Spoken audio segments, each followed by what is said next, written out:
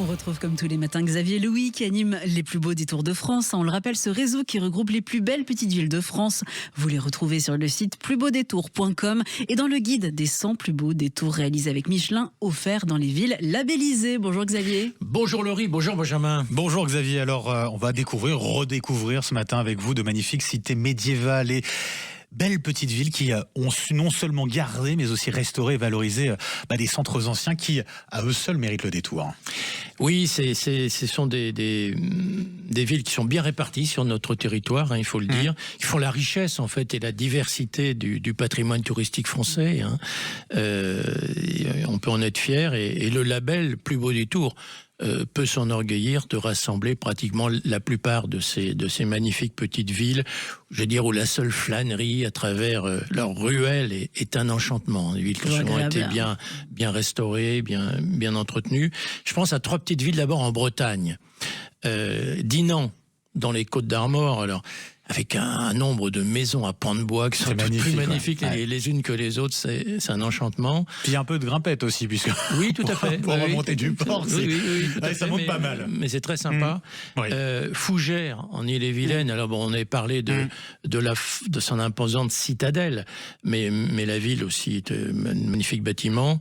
Vitré, en Ille-et-Vilaine, et toutes les rues, là aussi, maisons à pans de bois, mais aussi son magnifique château. Eh ben, question château, il doit aussi y en avoir pas mal à découvrir en Touraine.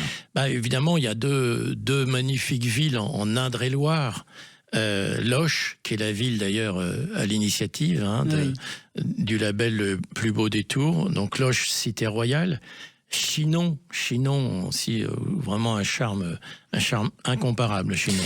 Et bien dans un style un peu différent, Xavier, vous avez des suggestions un peu plus au sud ? Un peu plus au sud, et notamment au sud-ouest et en Occitanie. Évidemment, il y a aussi des villes exceptionnelles. Bon, évidemment, Sarlat, en Dordogne-Périgord. Figeac, aussi un peu dans la même veine.